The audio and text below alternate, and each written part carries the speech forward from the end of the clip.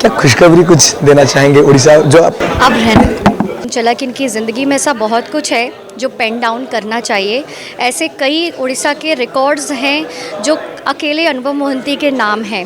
लेकिन प्रॉब्लम उड़ीसा में ये आ रही थी कि जब मेरे बारे में ये सब बात कही जा रही थी तो कोई एविडेंस नहीं था, किसी तरह की कोई बात नहीं थी। सिर्फ मेरी एक फ़ोटो थी जिसे मैं गिफ्ट कर रही हूँ, उस फ़ोटो को दिखाना शुरू किया और बहुत सारी मनगढ़ंत कहानियाँ बनाई गई।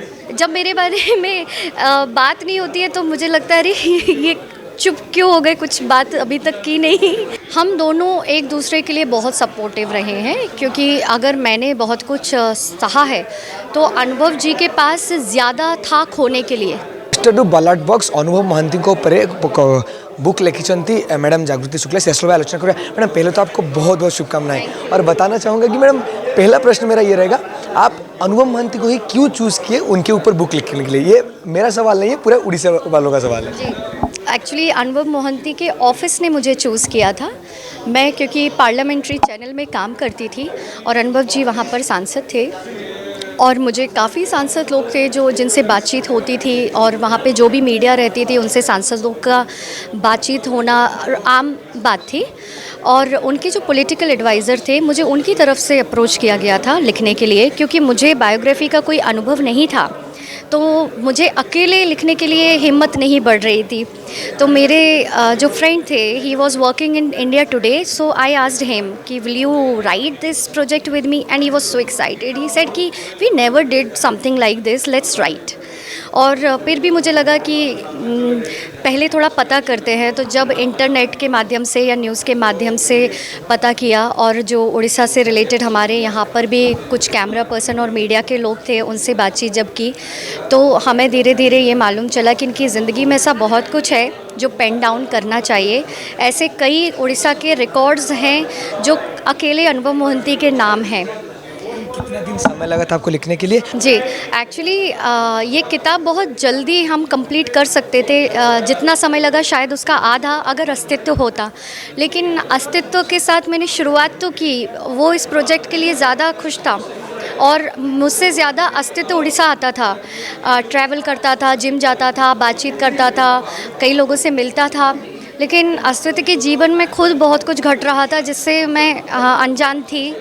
और फिर एक वक्त आया कि उसने सुसाइड कमिट किया। फिर वहाँ से मैं बहुत डीमोटिवेटेड फील करने लगी कि एक तो उड़ीसा में मेरे आने जाने और मेरे ऊपर ऑलरेडी बहुत सवाल उठते थे। फिर अस्तित्व के जाने के बाद में वो रिस्पॉन्सिबिलिटी जो थी मेरी, वो एक बर्डन की तरह फील होने लगी कि कैसे अब अकेले मैं करूँगी, वो शोल्डर पे अकेले लेके चलना था।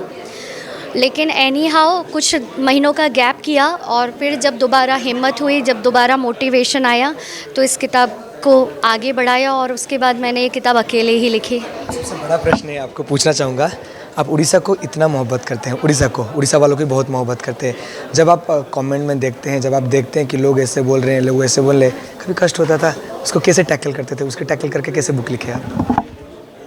किसी के भी बारे में कुछ गलत कहा जाता है, बुरा लगता है। बुरा तब ज़्यादा लगता है जब आपके पास ठोस एविडेंस ना हो। जैसे मैं बहुत शुरू से वोकल रही हूँ, ऐसे कई मुद्दे मेरे नाम भी रहे हैं जिन पे पहले भी कंट्रोवर्सीज़ रही हैं, चाहे वो हिंदुइज़्म का मुद्दा हो, आतंकवाद का मुद्दा हो। लेकिन जो भी मैं बात रखती थी तो मेरे पास उसको काउंटर करने के लिए लॉजिक्स और फैक्ट्स होते थे कि मैंने इस बेसिस पे ये बात कही है। लेकिन प्रॉब्लम उड़ीसा में ये आ रही थी कि जब मेरे बारे में ये सब बात कही जा रही थी तो कोई एविडेंस नहीं था, किसी तरह की कोई बात नहीं थी। सिर्फ मेरी एक फ़ोटो थी जिसे मैं गिफ्ट कर रही हूँ, उस फ़ोटो को दिखाना शुरू किया और बहुत सारी मनगढ़ंत कहानियाँ बनाई गई।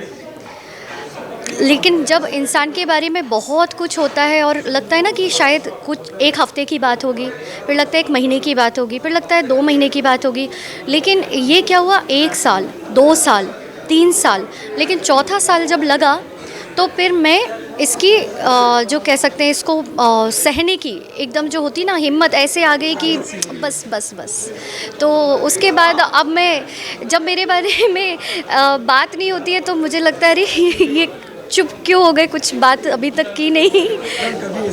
अनुभव जी और आप में ऐसे कभी बात हुआ है, जैसे आप देखते हैं कि मीडिया में देखेंगे कि ऐसे बोल रहे हैं वैसे बोल रहे हैं, अनुभव जी आपको क्या बोलते थे कि मतलब कैसे आपको सपोर्ट करते थे उस टाइम की ये सब चीज़ें मतलब सुनना छोड़ दीजिए कि ऐसे क्या बोलते थे?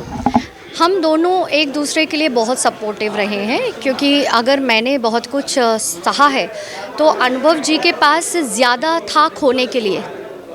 और एक बहुत बड़ा चीज़, अभी जब अनुभव जी आपके बारे में बोल रहे थे तभी आपकी आंखों से आंसू निकल रहे थे, तो आंसू की वजह जान सकते हैं? जी, मेरे ज़िक्र पर मेरी आंखों में आंसू नहीं आए। एक्चुअली जब वो अपने फादर की बात कर रहे थे तो मुझे बहुत बुरा महसूस हुआ, क्योंकि उनके घर में उनके पिता जो थे ना, वो ये समझ लीजिए अनुभव जी के लिए बजरंगबली की तरह रहे हैं। तो जब मैंने ये प्रोजेक्ट शुरू किया तो उनके दिल्ली घर में मेरा जो पहला इंटरेक्शन था वो उनके फादर के साथ था, और सबसे ज़्यादा बातचीत इस दौरान उनके साथ मैंने शुरुआत की इस प्रोजेक्ट की। हाँ, लेकिन फिर क्या हुआ कि कुछ ही महीनों के बाद उनके फादर की हेल्थ बिगड़ने लगी और वो डायलिसिस पे गए, बहुत कुछ सहा। एक टाइम आया कि जब वो डायलिसिस से आए और वो व्हील चेयर पर हैं, और मैं देख रही हूँ सारा मीडिया उस टाइम पर सवाल कर रहा है, तो ऐसे क्या हुआ कि धीरे धीरे ना उनको और ज़्यादा तबीयत और ख़राब रहने लगी, जो एक हिम्मत जो टूटने लगती है। और मैंने वो सारा दौर साथ देखा है, वो दौर जब वो फिट थे, वो दौर जब वो बीमार पड़े, वो दौर जब वो किडनी ट्रांसप्लांट के लिए जा रहे थे, वो दौर जब ट्रांसप्लांट सक्सेस होने के बाद 1 महीने तक वो सरवाइव भी नहीं कर सके। बस आपका बहुत टाइम ले लिया मैं। आप हर जगह पर देखें कि सब बोलते हैं कि आप उड़ीसा आ जाइए, आप हम लोग के साथ रहिए। क्या खुशखबरी कुछ देना चाहेंगे उड़ीसा, जो आपके प्रशंसक है, जो आपको मतलब चाहते हैं, जो प्यार करते हैं? अब रहना निहती भाव में आपने शुणुले जो आम कहूँ आपको देखूँ कि जिते जागृति शुक्ला निजे कहते कि केते कष्ट होता केते असुविधा होता, तारी भितर जो आम कहूचे ये गोटे सबुठ बड़ कथा। बर्तमान जो पुस्तकटी आसी